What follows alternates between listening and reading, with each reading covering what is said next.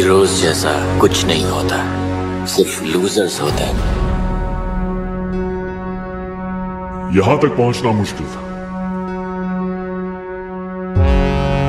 शक्ति से दुनिया झुकती है, इसे हासिल कर लो। तुम्हें मारा नहीं, बचाया गया है।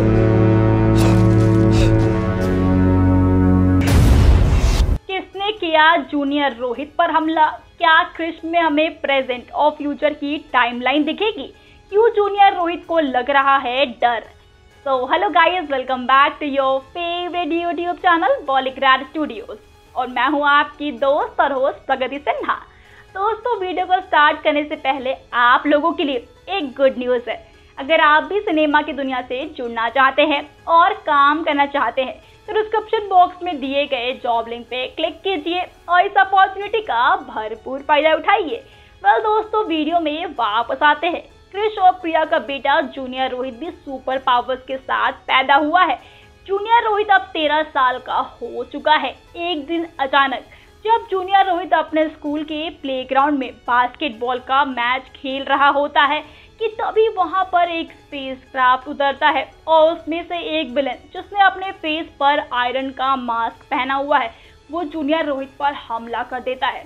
और ये देखकर वहां पर प्रेजेंट सभी बच्चे और टीचर्स डर जाते हैं और वहां से भागना शुरू कर देते हैं। लेकिन जूनियर रोहित उस विलन से बिल्कुल भी नहीं डरता, बल्कि उसके हमले से खुद को बचाकर अपनी पावर्स का यूज करके उस विलन का मुकाबला करना शुरू कर देता है। दोस्तों, पहले तो जूनियर रोहित काफी देर तक उस विलन के साथ सुपर फाइट करता है, उसका मुकाबला करता है। लेकिन क्योंकि उस विलन के पास भी कई सारी सुपर पावर्स होती है, इसलिए जूनियर रोहित उस सुपर विलन से फाइट में हारने लग जाता है। वो सुपर विलन जूनियर रोहित को बस मारने ही वाला था कि तभी वहां पर एंट्री होती है क्रिश की, और वो जूनियर रोहित को बचा लेता है। और फिर क्रिश उस विलन के साथ फाइट करता है और तभी वहां पर आर्मी भी आ जाती है। ये सब देखकर वो सुपर विलन वापस से अपने स्पेसक्राफ्ट को लेकर वहां से भाग जाता है। और उसके जाने के बाद क्रिश जूनियर रोहित को लेकर शहर से बहुत दूर किसी सीक्रेट प्लेस पर चला जाता है।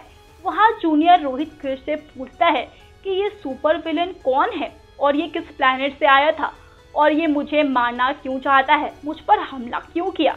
क्रिश जूनियर रोहित के इन सवालों का जवाब बस देने ही वाला होता है कि तभी वहां पर एंट्री होती है एक और क्रिश की, और उसे देखकर जूनियर रोहित काफी डर जाता है। वो क्रिश पहले से वहां पर मौजूद क्रिश पर हमला कर देता है और दोनों क्रिश में जमकर फाइट हो जाती है।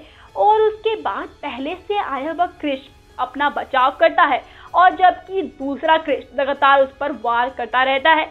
और ये सब देखकर जूनियर रोहित काफी कंफ्यूज हो जाता है। उसे कुछ भी समझ में नहीं आ रहा होता है कि ये सब आखिर हो क्या रहा है, और उन दोनों में से कौन सा असली क्रिश है और कौन सा नकली।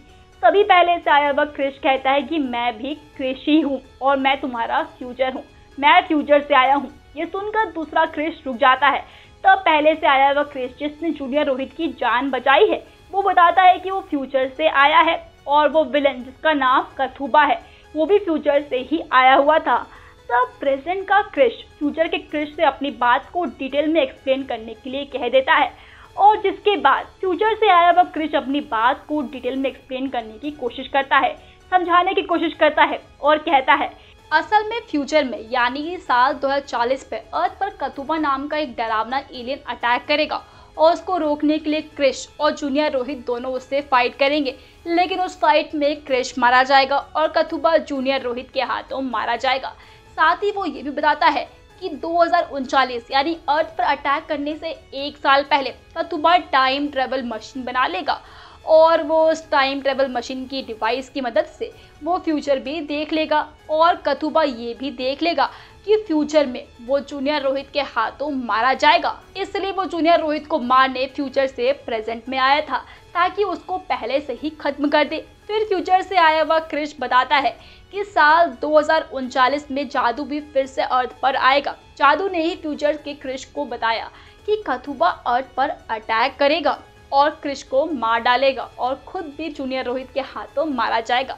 लेकिन जादू को ये भी पता चल जाएगा कि कथुबा ने अपनी मौत होते हुए फ्यूचर में देख ली है और इसलिए कथुबा जूनियर रोहित को मारने के लिए फ्यूचर से प्रेजेंट में आया है और फ्यूचर का क्रिश फ्यूचर से अपने बेटे रोहित को बचाने के लिए प्रेजेंट में आया है और फिर प्रेजेंट और फ्यूचर का क्रिश अपने बेटे रोहित को कथुबा से बचाने के लिए जंग की तैयारी शुरू कर देते हैं।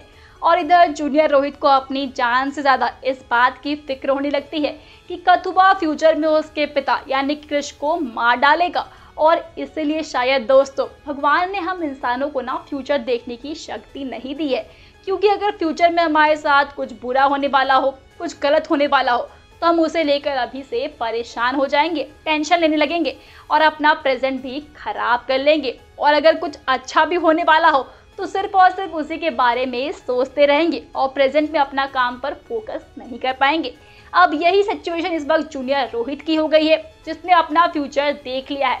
Now back to the story. Junior Rohit कहता है कि अगर कथुबा को प्रेजेंट में ही मार दिया जाए तो कथुबा फ्यूचर में धरती पर अटैक नहीं कर पाएगा और जो कुछ भी फ्यूचर में धरती पर होने वाला है वैसा कुछ भी नहीं हो पाएगा और क्रिश भी बच जाएगा। ये सुन के फ्यूचर का क्रिश कहता है कि कथुबा को प्रेजेंट में मारना पॉसिबल ही नहीं है, क्योंकि कथुबा पूरे यूनिवर्स के सुपर नेचुरल पावर को पाकर सबसे पावरफुल विलेन बन चुका है और उसे मारना अब पॉसिबल नहीं है। ये सुनकर जूनियर रोहित कहता है कि कथुबा फ्यूचर में भी सबसे पावरफुल सुपर विलेन रहा तो फिर वो मेरे हाथों कैसे मारा जाएगा, मैं उसे कैसे मारूंगा।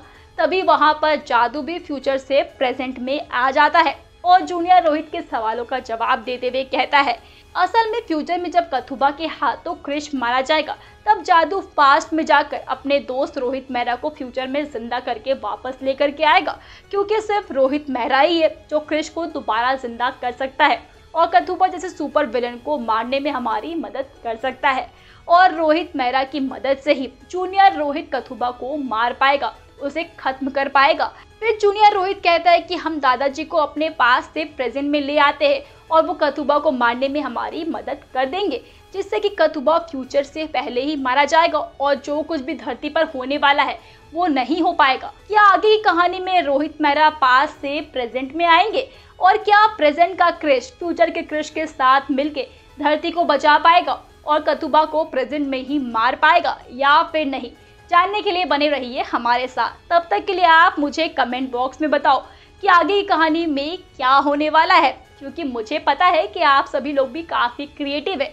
शायद आपके आइडिया से कुछ मुझे भी आइडिया लग जाए और मैं भी कुछ क्रिएटिव सोच पाऊँ। तो कमेंट सेक्शन में बताना बिल्कुल भी मत भूलिएगा। साथ ही आपको वीडियो पसंद आई हो तो वीडियो को लाइक करें, शेयर करें अपने दोस्तों के साथ और हाँ, चैनल को सब्सक्राइब करना बिल्कुल भी मत भूलिएगा।